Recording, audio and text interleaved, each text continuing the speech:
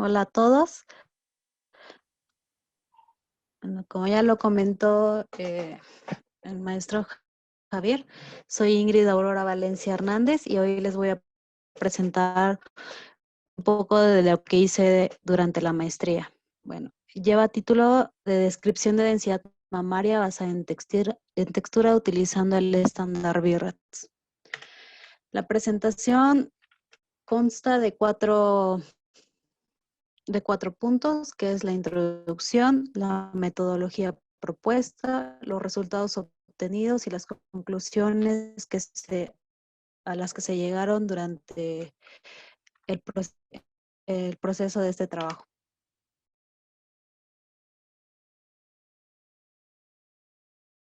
Bien, empecemos. Bueno, el cáncer de mama es una enfermedad en la cual las células de la mama se multiplican sin control. Investigación del cáncer. En el 2018, el cáncer de mama mujeres, al igual que el primer esto, la densidad mamaria es la relación de tejido y grasa que se encuentra dentro del seno de una mujer y es estudiada mediante las mamografías. Esto lo podemos observar en la figura 2, en la 2B.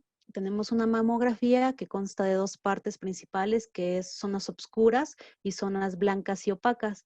Las zonas oscuras representan lo que es el tejido adiposo o la grasa que se encuentra dentro del seno, y las zonas blancas y opacas son el tejido fibroglandular que se encuentra dentro del seno. Este tejido puede ser lóbulos o conductos mamarios. La densidad mamaria es un indicador del riesgo a padecer cáncer de mama por dos factores principales. Primero es la densidad mamaria alta. Esto quiere decir que el tejido que existe dentro del seno abarca casi toda el área del seno, impidiendo a los radiólogos poder ver anomalías con una mamografía. Y los cambios de densidad mamaria. Estos cambios pueden suceder por muchos factores, que puede ser por subir o bajar de peso muy drásticamente, por terapias con hormonas, por haber tenido un bebé, la lactancia, drogadicción, entre otros. Pero esos son los principales motivos. Como ya lo mencioné, la densidad mamaria es un factor de riesgo de padecer cáncer de mama. Por lo tanto, los médicos han desarrollado varios estándares que, que clasifican la densidad mamaria en distintas clases. Pueden ser cualitativos o cuantitativos. Los cualitativos son aquellos que se enfocan en clasificar la densidad mamaria de acuerdo a cómo se encuentre distribuido el tejido dentro del seno. Y los cuantitativos son aquellos que se enfocan en clasificar la densidad mamaria de acuerdo a cuánto tejido abarca dentro del seno. El método BIRATS es el método más utilizado por los médicos, ya que ocupa estos dos puntos, ocupa los cualitativos y los cuantitativos. Entonces es más fácil de interpretar las diferentes clases con este método, que es BIRATS. Para esto, eh, el problema el problema que tiene el estándar BIRATS es que depende mucho de cómo lo vea el experto, cómo lo clasifique el experto y de su experiencia al observar las mamografías.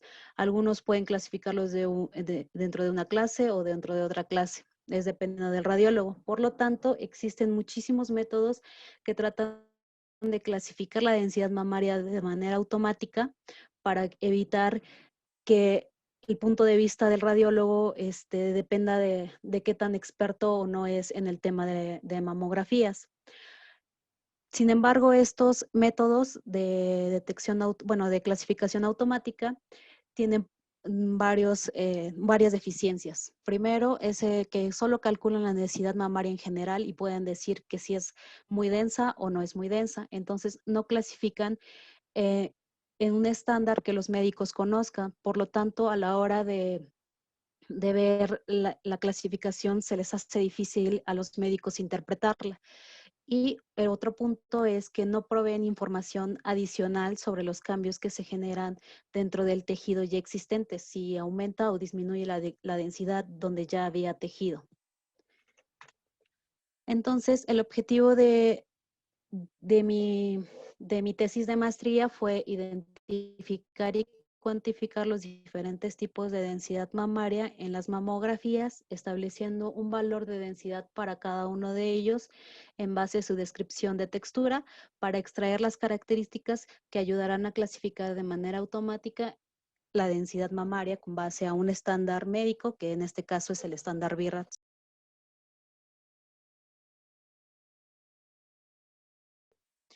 Bueno, la metodología ocupada dentro de esta maestría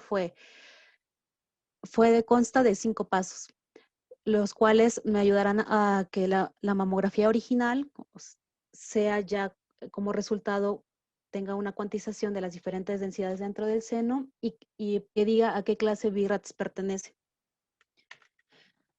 La primera sección de la metodología fue extraer el seno de otros objetos que se encuentren dentro de la imagen. En este caso, como podemos ver en la figura 5A, ves que la imagen está digitalizada posteriormente a la obtención de esta. Por lo tanto, cuando lo escanearon para poder digitalizarla, se generaron marcos blancos que podemos ver en la imagen A o etiquetas que el radiólogo puso, como lo podemos, son las pequeñas etiquetas que vemos ahí. Además de que algunas de las mamografías tenían el área pectoral, que a nosotros no nos interesaba esa área, ya que no pertenece al seno y no pertenece a lo que es la descripción de densidad mamaria. Entonces, quitamos esos puntos, esos marcos y en algunos casos lo que es el área pectoral y solo obtuvimos lo que es la mama, como lo vemos en la figura C, sin ningún otro tipo de ruido que nos pudiera generar a la hora de procesar la imagen. Entonces, lo que hicimos posteriormente fue primero hacer una descripción, una imagen que representara la homogeneidad que tenía lo que es la imagen original de mamografía. La homogeneidad es una representación de textura que nos ayudó a observar cómo es que se encontraba la distribución de densidades dentro del seno. Entonces, esta nos ayudaba a ver dónde surgían los cambios y dónde se empezaba a obtener lo que era la densidad y dónde se empezaba a separar lo que es la grasa. Ya que obtuvimos nuestra representación de homogeneidad, la multiplicamos por lo que es nuestra imagen original, obteniendo la imagen C, que es un mapa de densidades, como nosotros lo llamamos. En este mapa de densidades podemos ver gráficamente cómo se encuentra el tejido dentro del seno y qué tan denso es este tejido. Gráficamente vemos que en la zona azul es grasa o tejido adiposo, la zona verde es donde se encuentra la mezcla de tejido y grasa, las zonas amarillas es donde se encuentra lo que es el tejido, pero con una densidad baja, o sea, no está muy denso, no está muy brillante dentro de la mamografía. Y en las zonas rojas vemos que es donde se encuentra la densidad muy alta y donde se encuentra más tejido que en otras zonas. Esto es importante ya que cuando una mujer se hace una primera mamografía, nos va a salir una representación del mapa de densidades y si posteriormente se lo hace en 6 meses o un año y hay un cambio donde ya había tejido, se va a observar gráficamente con el mapa de densidades. La división de las clases que les mencionaba en la diapositiva anterior están aquí, que es la grasa, es en donde vemos las zonas oscuras. El tejido poco denso es donde vemos la combinación de lo que es grasa y tejido. El tejido medio denso es donde ya se encuentra solamente el tejido, pero no es muy brillante. Y el tejido muy denso, como lo observamos en la figura 7, donde se ve muy brillante y así como muy concentrado las zonas blancas. Normalmente esas zonas de tejido muy densos suelen ser microcalcificaciones. Estas microcalcificaciones se pueden desarrollar a la hora de darle de lactar a un bebé, en donde se acumula leche y se forman estas microcalcificaciones. Para la extracción de características y la clasificación se ocupó el estándar BIRATS, como lo mencioné anteriormente. Este estándar clasifica en 4 clases. A, que es donde la mama está constituida casi completamente por grasa, o sea que casi no hay tejido, y el tejido que abarca el espacio dentro del seno es del 0 al 25%.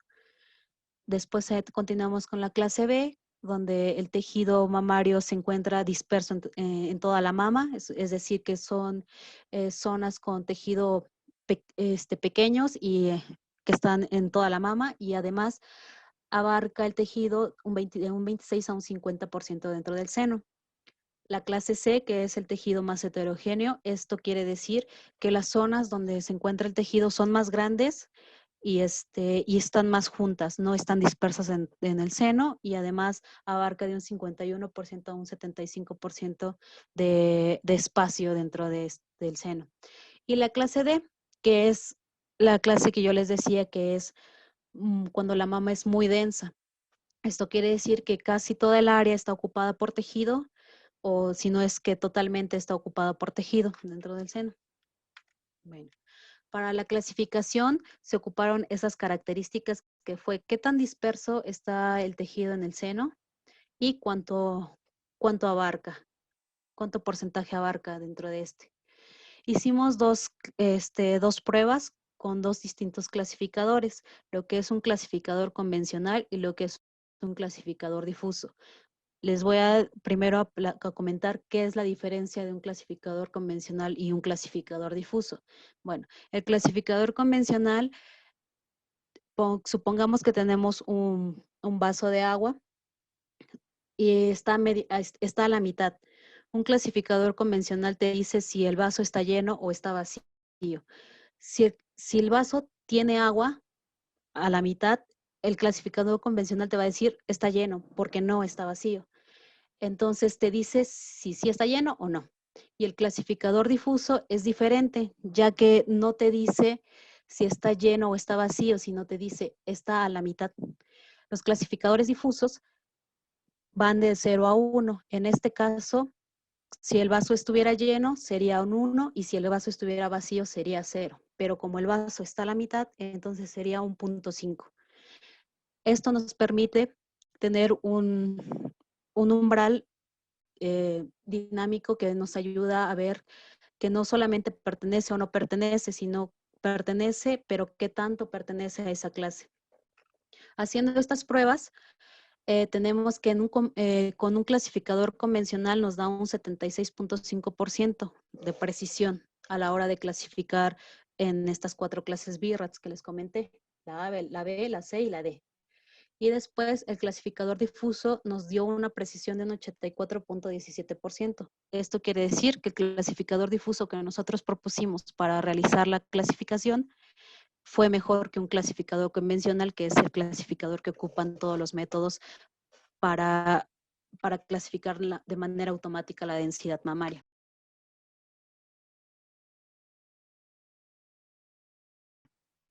Entonces vamos a analizar un poquito los resultados que se obtuvieron.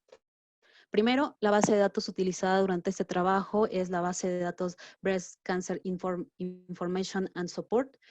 Esta es una base de datos brasileña y está libre para el uso de quien quiera utilizarla. Se utilizaron en total 148 imágenes ya etiquetadas por un radiólogo. Fue con las que me comparé para ver si mi método era o no era correcto a la hora de clasificar. Cada una de las imágenes, bueno, cada una de las clases de BIRATS tuvieron 37 imágenes a la hora de clasificar. La resolución de estas imágenes fueron de 800 por 300 píxeles. Vemos en la tabla 5 mi matriz de confusión, es decir, cómo se clasificó cada una de las clases y su porcentaje de precisión. Podemos observar que la clase D y la clase C las clasificó bastante bien. Sin embargo, la clase A y la clase B fueron las que menos clasificó bien, ya que las confundía unas con otras. Este es una de las deficiencias de mi trabajo. Sin embargo, ahora que estoy estudiando el doctorado, es donde vamos a trabajar para poder mejorar esta precisión. Como resultado, podemos observar la figura 9. Este es el resultado de la clasificación, lo que se obtiene. La mamografía que vemos ahí es de una clase D. Esto quiere decir que el tejido abarca más del 75% dentro del seno y está homogénea. y vemos la tabla. Esta tabla que vemos abajo es una tabla muy importante, ya que ningún método que se tiene hasta ahora la utiliza. Esta tabla dice cómo está distribuida la densidad y a qué clase pertenece y le puede ayudar al radiólogo a ver si hubo un cambio de densidad o no hubo un cambio de densidad conforme al tiempo. Es decir, si la mujer que se tomó esa mamografía que vemos ahí se toma otra mamografía en un año o en 6 meses y hay un cambio de densidad que el radiólogo no puede percibir, la puede observar dentro de esta tabla. Podría ser que, por ejemplo, hubo un bajó la densidad de esa mujer. Entonces, la pertenencia de la clase D va a bajar y la clase de la pertenencia C va a subir. Probablemente siga siendo una clase D, sin embargo, con esta tabla va a ver si hubo o no hubo un cambio, no solamente si es clase D o no es clase D.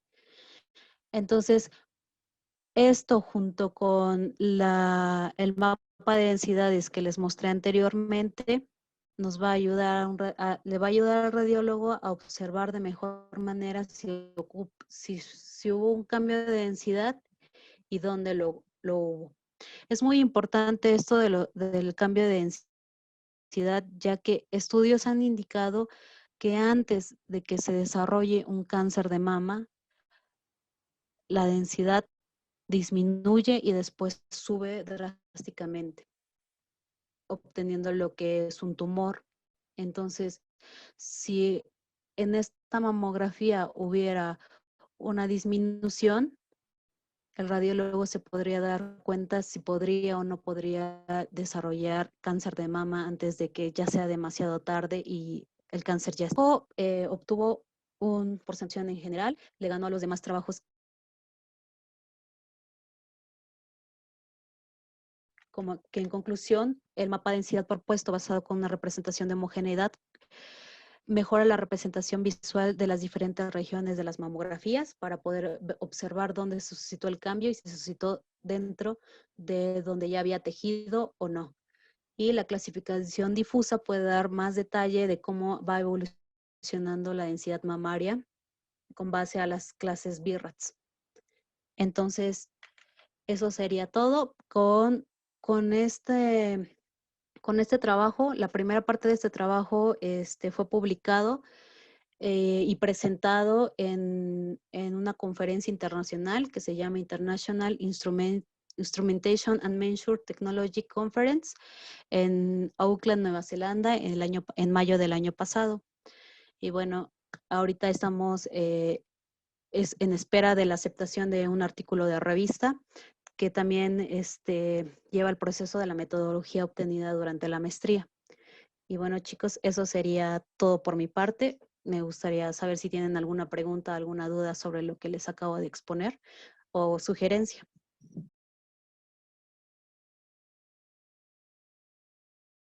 Ok, perfecto. Muchas gracias, Ingrid, por tu presentación. Muy interesante lo del cáncer de mama. Yo sí tengo una pregunta. Yo que te conozco desde algunos tiempos, sí me gustaría preguntarte algo. Sí, dime. Esta investigación que tú haces, que estás haciendo o que ya hiciste o que vas a hacer, ¿cómo está relacionada con los médicos? O sea, ¿cómo es la relación entre los médicos y tú o cómo está eso? O sea, ¿cómo le puede ayudar a los médicos? ¿A eso Sí, te refieres? Ok. Lo principal es que mi metodología se desarrolla en base a una descripción que ellos ya conocen, a un estándar que ellos ya conocen. Entonces, a la hora de que yo les dé mis resultados de lo procesado, para ellos va a ser fácil interpretarlos, no como otros métodos ya existentes. Además de que les va a ayudar a identificar dónde surgieron esos cambios y a saber si puede o no puede desarrollar cáncer de mama. Lo mío no quiere decir que voy a solucionar lo del cáncer de mama y voy a predecir si va o no va, si va a tener o no va a tener cáncer de mama una mujer, sino va a ser una herramienta que le va a ayudar al médico a tomar una decisión. perfecto, muchas gracias. Sí, entonces en ningún momento los médicos quedan afuera, ¿no? Son igual de necesarios que la gente que hace estos programas. Exactamente. Los médicos siempre van a ser necesarios para que ellos tomen la decisión, pues ellos son los expertos. Pero nosotros les damos herramientas para facilitar esa toma de decisiones. O sea, lo que tú haces es hacer más fácil el trabajo de los médicos. Exactamente. Perfecto. Muy, muy interesante. Muchas gracias. Muchas gracias por la plática. Está muy, muy, muy interesante. Y pasamos a las preguntas generales si algunos de los estudiantes tienen preguntas. Aquí veo una asistencia. Alexo, ¿quieres preguntar algo a la maestra? Hola, hola. Pues yo tengo una pregunta, que es que, pues, con respecto a todo esto de la tecnología, ¿cómo le hizo para que la computadora pudiera ver imágenes? Para que pudiera ver imágenes. Sí, porque usted dice que a la hora de poner una imagen de, pues, de la mama, pues la computadora escanea todo eso, pero para eso tiene que, por así decirlo, ver la imagen. Ah, ok. Eh, las imágenes son representadas por matrices. Es una matriz. Una imagen se ve como una matriz. Eh, las matrices tienen eh, mm, valores. En el caso de mis mamografías tenían valores de 1 a 255, si no me equivoco. Y es 1 siendo más blanco y 255, no, al revés, 1 siendo lo negro y 255 regiones más blancas. Entonces, para que mi programa pudiera leer las imágenes, las leía como matrices, no como una imagen como tal, sino es una matriz de valores. Ok, ¿y cómo le hizo para que pudiera, pues, estas identificar todas esas matrices? Como, no, una imagen es una matriz grandota de valores. Entonces, pues es que realmente el programa ya sabe que una imagen es matrices, entonces yo no hice nada para que dijera, ah, sí, es una imagen. No, ya sabe que una matriz de valores de 1 a 255 es una imagen. Vale, vale, muchas gracias. Apoyando la pregunta aquí de Alexo, que estuvo muy interesante, ¿utilizas un software en especial, ¿no? Para hacer este procesamiento o puedes utilizar cualquier software? ¿O cómo es que el Ok, software hace estas cosas? ok, yo utilicé MATLAB, que es una herramienta para programar, pero no solamente se puede utilizar MATLAB, sino puedes utilizar cualquier otra herramienta para programar, como lo es Python, JavaScript y todo ese tipo de cosas que sirven para programar. Yo en específico utilicé MATLAB. Perfecto, muchas gracias. Seguimos con las preguntas. Shirel Marino, perdón. Hola, buenas tardes. Mi Hola. pregunta es, ¿cómo decidió trabajar en imágenes de cáncer de mama? Ok. eh, Cuando entras a la maestría te presentan a los doctores y ellos te presentan los, los temas con los que trabajan. Cuando yo entré a la maestría yo no sabía qué es a lo que me quería dedicar hasta que conocí a la doctora Aide Peregrino Barreto. Cuando fui a preguntarle y a proponer que me gustaría que ella me acogiera como estudiante, me presentó los diferentes tipos de temas que tenía y me dijo que tenía uno que tenía que ver con cáncer de mama y otro tipo de temas. Sin embargo, en específico me interesó ya que en mi familia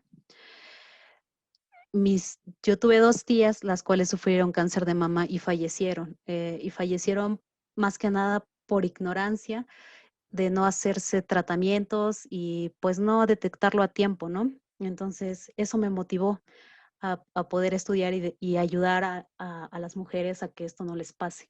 Entonces dije, no, por ahí tiene que ser mi área de investigación. Fue así que decidí hacer esto.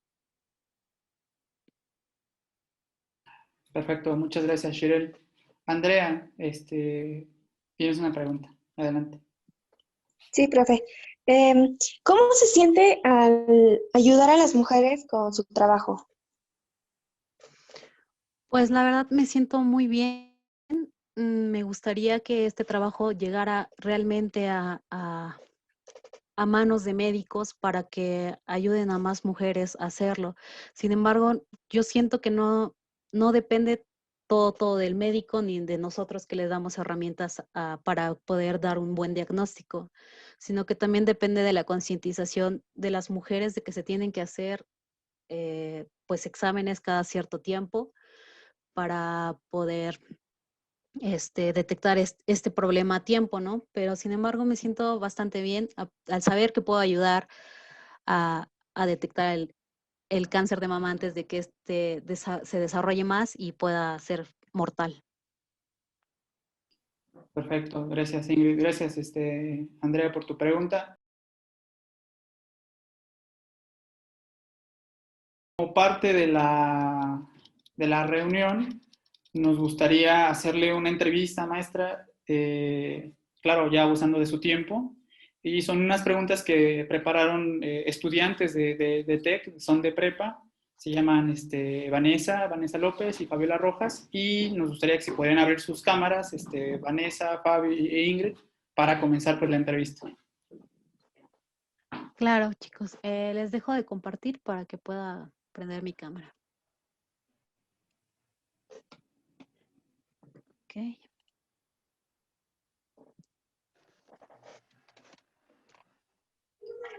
Ok, entonces, ¿quién va primero? ¿Fabio o Vane? Yo, Fabiola. Tengo una pregunta. ¿Hubo alguna mujer que la inspirara a estudiar una carrera de ciencia y tecnología? A inspirarme a estudiarla desde el principio, no. Ahorita sí ya hay una doctora, que es la que fue mi asesora, la doctora Aide Peregrina Barreto, que me inspira a seguir con esto de la investigación. Ella es muy buena en lo que hace y la verdad me gustaría llegar a ser como ella en un futuro. Ok, muchas gracias. Segunda pregunta. ¿Cómo usted supo que quería ser científica y qué es lo mejor de serlo? Ok, ¿cómo supe que quería ser científica? Bueno, lo supe desde antes de salir de la carrera, como un año antes, y, y el que me apoyó en todo esto fue mi hermano mayor. Él está estudiando ahorita un doctorado también en el Politécnico de México, en el Politécnico Nacional de México. Él me dijo, ¿sabes qué? Esto de la investigación es muy bonito, deberías meterte, probablemente te guste. Y después me enteré que en el INAOE había una maestría que apenas habían abierto de ciencias y tecnologías biomédicas y dije, pues bueno, voy para allá para ver tal, cómo me va. Entonces, sí, fue así como decidí que quería ser científica. Bueno, muchas gracias. Va la tercera pregunta. ¿Hasta dónde la ha llevado su carrera? ¿Hasta dónde me ha llevado? Pues hablando de lugares, me ha llevado hasta Nueva Zelanda, como ya les comenté, yo fui la que presentó ese trabajo en Nueva Zelanda. Es muy bonito esto de la ciencia, ya que te da la oportunidad de que conozcas a nueva gente, nuevas culturas, y como lo comentaba una vez con unos chicos también de prepa, es bonito viajar por vacaciones, pero creo que es más bonito viajar y ver que el esfuerzo y el fruto de tu trabajo, ¿no? Que lleguen los doctores y te digan que tu trabajo es muy interesante y que no solo los doctores de México, sino de otras partes del mundo. Además de que todo esto de viajar te enseña a apreciar la cultura mexicana, ¿no? Nosotros como mexicanos tendemos a sobajarnos mucho con el hecho de que, es que México es corrupto y esto. Sin embargo, tú vas a otros países y te preguntan sobre México y se fascinan con lo que les hablas, ¿no? Ellos te conocen más que nada por la comida, por la cultura, por las playas, por cosas muy bonitas que no me gustaría que se perdieran y que es muy bonito sentir cómo nos ven los extranjeros. Wow, este es un muy buen mensaje. Ahora quisiéramos saber qué obstáculos has superado. Pues realmente he superado muchos obstáculos. Yo vengo de un pueblo, de Puebla, em, en donde mis tíos, realmente mi mamá y mi papá, no, me han apoyado muchísimo en lo que es esto de seguir estudiando. Sin embargo, mis tíos sí me desanimaban mucho porque decían, ay, es que las mujeres no sirven para el estudio, ¿para qué vas a estudiar si te vas a casar? Y pues tú deberías estar en la cocina, prácticamente me decían eso y me desanimaba muchísimo, ¿sabes? Era así como de, híjole, ¿y si tienen razón? ¿Y si de verdad no voy a triunfar? Pero no, ese es uno con lo que tuve que luchar. Después, también, durante la prepa, tenía una maestra que realmente no me quería para nada. Y le decía a mi papá, no, usted sáquela de estudiar, ella necesita, le decía, no, ella necesita irse a estéticas, cosas de belleza, porque le quedan mejor. Y mi papá dijo, no, yo la voy a impulsar, ¿no? Pero sí fueron cosas que me desanimaron mucho, pero que también me impulsaron a seguir y decir, no, yo les voy a demostrar que no, que yo sí puedo. Ok. Y tengo otra pregunta. Si no hubiera estudiado electrónica, ¿qué le hubiera gustado estudiar? Estudiar electrónica yo lo decidí desde que tenía como 12 años. Esto también fue por mi hermano mayor, que él me lleva 12 años y él ya está estudiando en la universidad y yo veía lo que hacía y decía, wow, yo quiero hacer lo que tú haces porque me gusta mucho. Sin embargo, como en segundo de prepa se me metió la idea de que no, yo quería estudiar medicina, medicina, medicina y sí hice mi examen en la UAP, no me quedé y me desanimó, pero después de mucho tiempo pensé y dije, no, creo que estuvo mejor haber estudiado electrónica. Tal vez no iba a ser para medicina, pero sí, me hubiera gustado estudiar medicina si no hubiera estudiado electrónica. Ok, y hoy en día, ¿quién o qué le inspira a seguir estudiando? El ayudar a la gente, porque entrar a una maestría no significa que vas a cambiar el mundo de repente así. Ah, sí, voy a entrar y voy a hacer algo súper chido y ya, voy a cambiar el mundo. No, es poner un granito de arena para que gente continúe con la investigación y entonces hacer algo grande, porque pues así es como se hace todo, así como se ha hecho todo desde siempre.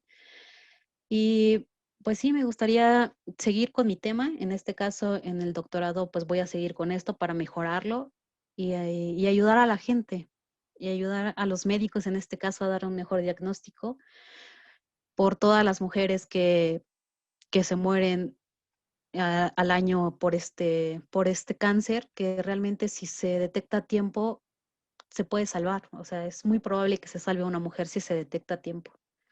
Entonces, eso me inspira a seguir en esto de la investigación. Excelente. ¿Y qué consejos le das a las niñas que quieren estudiar una carrera de ciencia y tecnología?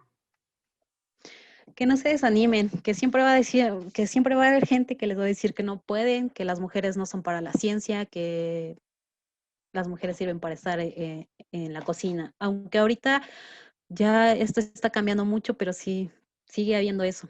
Entonces, que no se desanimen, que sigan adelante, que estudiar eh, ciencia es muy, muy bonito porque te da la oportunidad de conocer otros países, además de conocer gente y poder ayudar, ¿no?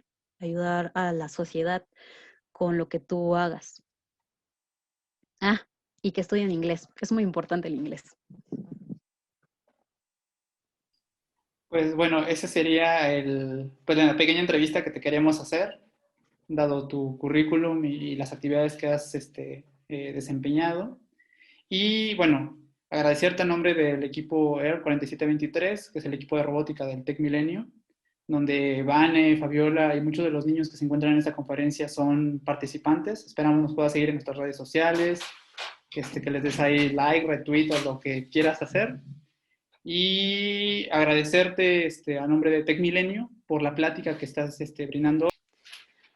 Gracias, muchísimas gracias a ustedes por invitarme, por tomarme en cuenta y realmente espero haberles dado un granito de arena para las chicas que sigan con esto, que es muy bonito en el área de investigación a la que se dedique, no a la médica en específico, pero sí, hay muchos proyectos muy bonitos Y que sí, que sigan adelante, que no se desanimen, que nadie las desanime.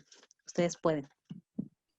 Perfecto. Entonces podríamos decir que es una doctora que no trabaja en hospitales. Pues algo así.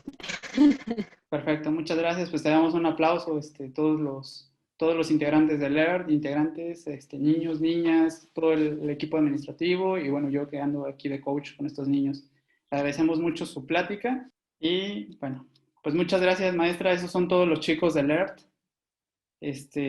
Como ves, hay muchos niños que son de prepa, muchos son programadores como usted, muchos son del área de mecánica, muchos son de la parte de eléctrica, sus futuros colegas ingenieros y mucha gente que está colaborando en todas las áreas, ¿no? Redes sociales, patrocinios, ventas. Ojalá, ojalá. Entonces, le agradecemos mucho por la plática de hoy y con esto finalizamos la sesión del día de hoy. Muchas gracias a todos los asistentes, que tengan buena tarde.